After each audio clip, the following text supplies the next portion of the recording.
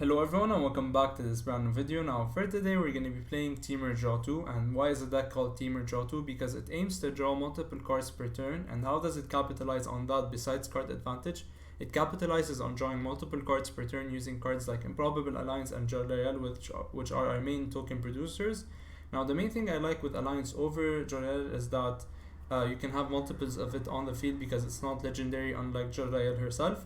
And I really like how these two cards pair well together, because Alliance makes tokens with evasion, like they have flying, and Jolrael can bump all of your creatures, making their power XX, where X is the number of cards in your hand. So at any stage, if you have, like, let's say 4 fairies, 5 fairies, you can attack your opponent with 5 of them and then bump them with Jolrael and then make each of them 4/4s, and that simply is enough to win the game. That's 20 damage. Assume your opponent has a higher life total, it would take you 2 turns, but trust me, this clock is very insane. Now our other way of paying off for like drawing multiple cards is Teferi's tutelage.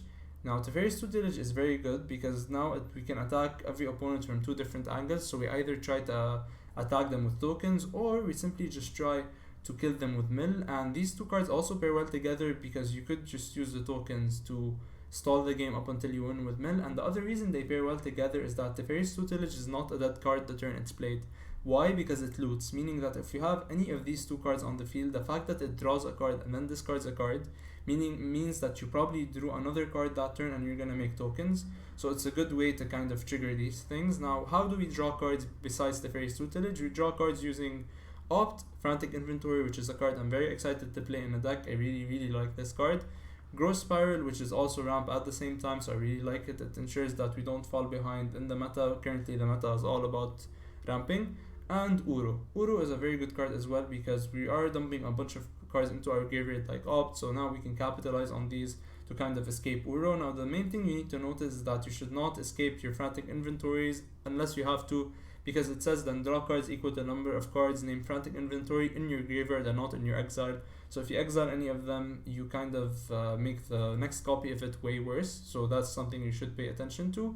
Brazen Borrower is here because it's a card that doubles as a threat and at the same time as kind of pseudo removal in this deck. Like you can bounce anything that's troubling, you can bounce an aggro creature, you can bounce an Elspeth Conquers that maybe, a Teferi, anything that bothers you.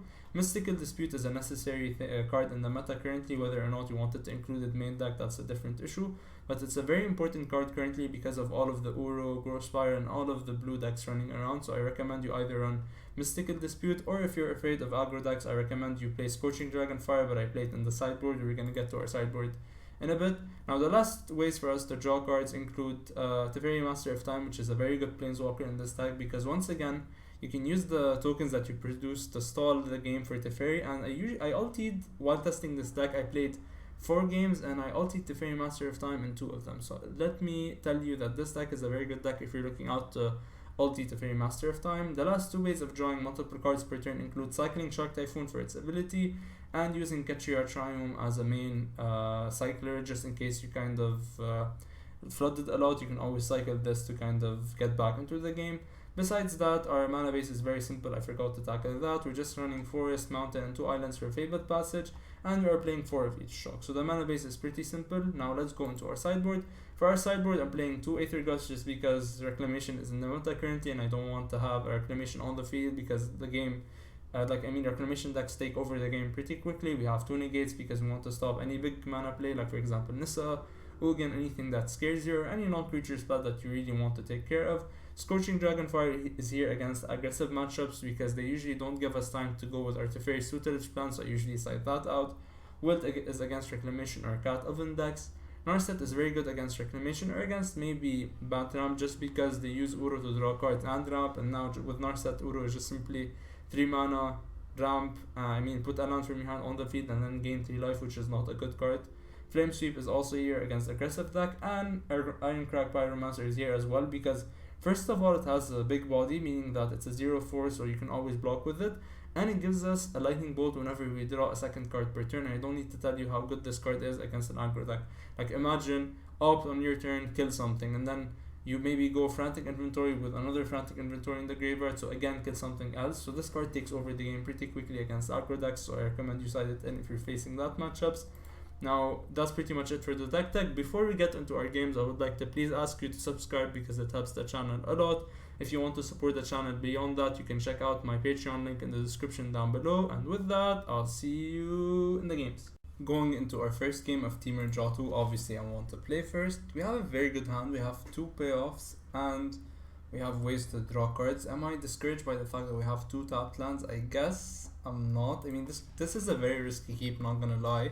But I mean, if you top deck any land off the top, and I'm very famous for top decking lands when it doesn't matter, and then when it matters the most, I don't top deck them. But I believe in my power, and yeah, see, I just top deck the lands. Like, this is a talent. I really believe that. This is a talent. Me drawing lands is my biggest Magic talent. Like, except when I have like a land with 2 hands, I never draw any other land. Like, never. I've literally never drawn lands when I needed them. When I had a very bad mulligan and I needed to draw lands. Alright, so he's playing probably 4-color planeswalkers. We actually got the thing that he thought erasure. I mean, I'm happy about that because usually he thought erasure what you can't deal with, and the fact that he can't deal with this and then I drew another one makes me feel very good. Although he could Teferi bounce it this turn, but I mean, he got another thought erasure. I mean, that's theoretically fine. This sticks on the field and that is very annoying for him to deal with, so I'm fine with that. I'd rather draw my card next turn before making a decision on what to passage. Actually, I don't think it matters because we have another passage in hand, so we can ensure perfect mana that way. We have another Frantic inventory. Alright, so this is a very good turn of events because we can Frantic inventory now, make a 2-2, make a token. And then next turn also Frantic inventory, make a 2-2, make a token. So like, alright, so we're getting 3 power on board this turn, and we're getting 3 power on turn on board next turn. So that's very good. Now if he board wipes this turn, it's a bit annoying, but I mean, things happen in Magic, and things you're not happy about always happen. But I mean, we could just keep on drawing cards, burying him with card advantage, and then just winning with the tokens, or just chump blocking with them forever until we need to actually do something. So I'm gonna Frantic inventory again, and I'm not gonna attack with Jolrael next turn. Alright, so that's enough to win the game. So I'm not gonna attack with Jolrael next turn, I was saying, because I want to play around Shark Typhoon. He is playing Planeswalkers, I'm assuming, so Negate is very good. Narset is also good against this type of deck. He didn't see Teferi's tutelage, so I'm excited for him to see it. I guess, just because he's probably going to be bringing in board wipes, Jolrael becomes way worse, so maybe we side her out. I mean, that's still theoretically, I'm still speaking with myself, but I mean, could be the best thing. If you're very afraid of control matchups, you could just play Nightpack Ambusher in the sideboard, and that's good for you. Besides that, what do I want to side then? Really believe that we can side out Jolrael safely, just because opponent probably might be playing Narset, so I mean, drawing 2 on our turn is going to become harder. And I guess Improbable Alliance is just better because it needs a dispute and board wipes don't work against it, so I think we sadly have to side this out. Besides that, there's not a lot of things that you would want main board, so I mean, you can just pass. Opponent is probably either playing 4-color Planeswalk, he's probably playing 4-color Bolas or Esper Bolas. So let's do this and let's win this other game. I mean, first game you saw how oppressive the deck was. We were just simply generating card advantage, creating board presence. That's insane. Alright, so I don't think I want to keep this hand because it's bad. I don't have another land. And I mean, this hand is a bit better. I guess we can bottom one of our Steam Vents just because I would want another green source. And we have Opt to always dig for a land in case we need one. So I mean, I feel good about that. We might just bait a negation spell with Narset on turn 3 instead of playing tutelage on turn 3, because if tutelage sticks, we are most likely going to win the game, and that's why I would want to resolve it for sure. And Growth Spiral actually feels good because that might force them to counter it on their turn, meaning I can untap and safely play Teferi's tutelage. But Improbable Alliance really changes my idea of what I want to do. I guess we still go for Growth Spiral. I wouldn't want to get this disputed and then opponent untaps, slams in a Teferi, and then I just lose the game that way. Alright, so opponent plays a tapped land, and he has 2 blue sources, so I kind of need to play around double dispute. But I mean, let's see what happens. Alright, so nothing happens, and that's what I hate about Arena, the auto pass system, because now I know that my opponent doesn't have a counter spell, and that's not something that I'm happy about, because like, I really like the interaction part about Magic, and then just me knowing that he doesn't have a spell to counter my Improbable Alliance with doesn't feel that good. Alright, so now if we place Teferi minuses this or the Improbable Alliance, we can simply just attack the token down. What would be something I'm very afraid of this turn? Probably the, what was it called? The 4-drop, the thing that makes Pegasus. Alright, Narset is not the biggest problem. I mean, it does make our Teferi Master of Time way worse. Narset whiffs, which is actually something I'm very surprised about. Usually this card never whiffs, so like that's weird. I guess we just play our Narset, our own Narset. We minus, try to dig for a negate or for a mystical dispute. Alright, negate is probably what I want to see. And we can probably deal with this in the next couple of turns, so I'm not that worried. I didn't slam into Teferi's tutelage because with Narset on the field, tutelage becomes 3 mana, discard the card. That's it. Just 3 mana, discard the card, and I don't think you would want to discard the card against a control matchup that really cares about resource grinding. Alright, so let's see what happens. What does he play? He plays Eliminate. I think... Do I really want this? I think we can afford this. I really think we can afford this. I'd much rather counter a Teferi or something like that. Alright, so what do you do, opponent? What do you do? Please use your Narset and let her die, because I really don't want to deal with a Narset currently. Teferi is something that's going to earn our negate, and he probably was baiting with Eliminate, so like, good job opponent, that was a good bait, but I did not fall for it. We're going to crack our passage to thin out our deck a bit more. And let's see what we get. I think currently we have double green for Uro. We have definitely double green for Uro. So I guess I'm just gonna get blue mana, just to ensure that we have Teferi's time to Teferi Master of Time. I'm gonna play Teferi now, but not going to plus, because if I plus, I'm just gonna have to discard a card, and that's not something you would want to do. Yes, Teferi, just make up your plan. Yes. Yes, it is overwhelming. Now the good thing with Frantic Inventory, the bad thing currently with Frantic Inventory and Teferi is that I have to decide which one I want to use, because if I Frantic Inventory, Teferi is going to make me discard, and if I use Teferi, I'm simply not going to do anything. I guess we Frantic Inventory just because I would want to draw cards and not have to discard them, because like we're a bit behind when it comes to card advantage. So let's just try that. We can't draw a second card per turn, so Narset looks like she's going to stick for the next couple of turns. I guess we play Teferi's tutelage, and now discard our Fabled Passage because we don't need it. Yes, opponent, I know that's very nice. He didn't say nice, alright. So I was like, opponent's probably gonna say nice because like, what the hell did we just do? I maybe shouldn't have played my land, and I think Bolas just simply ends the game, but I shouldn't have played my land just because my land was something I should have discarded to Teferi when I plussed him. He brought in Narset, which makes me very worried. But I mean, can we just bring in Ironcrack Pyromancer? I guess we could, and then side out 2 Teferis. Actually, I think we just, never mind. I think we just keep the Teferi tutelage plan because he didn't see it yet. He did see it, but I mean, I'm still not that worried about it. Ironcrack Pyromancer might have been a good idea because it dodges Mystical Dispute. But I mean, let's do this. Let's do this. So let's see, we're gonna play first. And this is a decent hand. We have Ramp. If we draw an untapped land, which I believe I will, we have Improbable Alliance, a payoff. We have double Frantic Inventory potentially, which is very good because we can make 2 tokens, which is very good for us. Alright, so let's see what luck has in store for us. I should have top decked an untapped land, and then the game would have been so much better, but I did not. And now he could have Dispute out for Improbable Alliance, or he could just Thought Erasure. He doesn't Thought Erasure.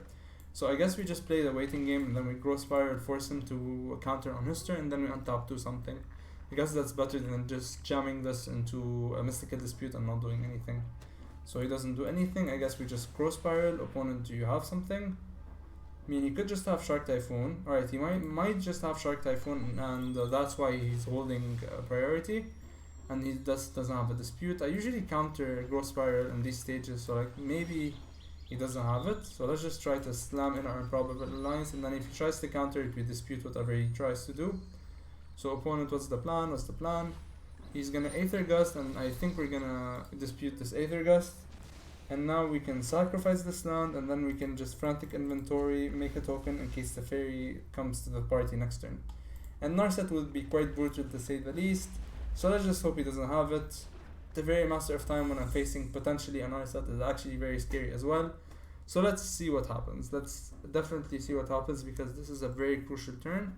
Now, the good thing, in case, and that's me being very optimistic, Narset doesn't stick next turn, this turn, is that we can draw one with Teferi on our turn and then Frantic Inventory on his turn, meaning that we get to draw 2 cards twice, which is good.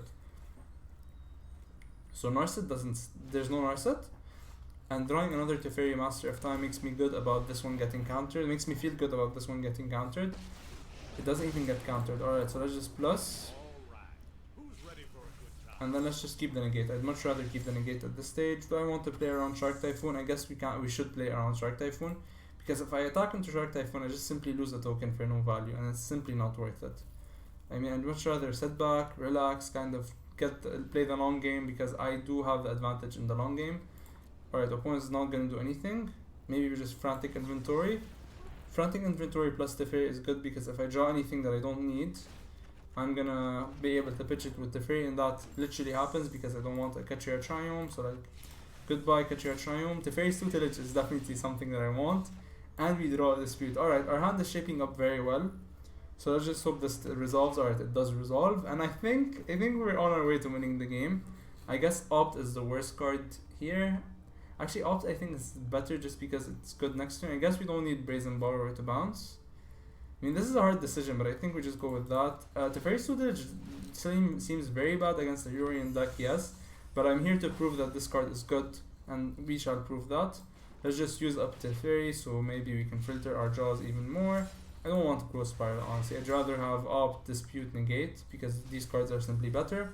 And we can mill potentially 4 every single turn. So like, actually we can mill 4 on our turn and then 2 on our opponent's turn. So per turn rotation, opponent is at least losing 6 cards from his deck. So like that makes me feel very good.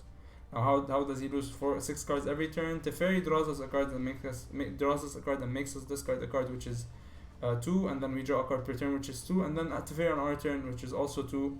So that's why I'm saying that it's at least 6 card per turn rotation. We're gonna activate Teferi, pitch our Catcher Triumph, and then we're just gonna let the damage happen because I would double block if in case I make a token of the Improbable Alliance. Or actually, would I not rather just play Negate Dispute? I guess we just rather keep up Negate Dispute. If Teferi takes 1 more turn to ulti, I mean, I think I'm fine with that. Alright, so Teferi takes the damage. I love you, Teferi, forgive me. But I'd really rather to keep up Dispute and Negate because that's not something you can easily deal with. Let's just negate that, and then if he goes for Dispute, alright, he doesn't go for Dispute, and that's simply enough to earn the game. So guys, I wanted to thank you for watching. Really, thanks a lot for all of the support that you've been giving me over this period. If you did enjoy this content, please do consider subscribing because it helps the channel a lot. I also wanted to thank my Patreons before signing off. Thank you for making my content possible. And with that, I'll see you guys next time.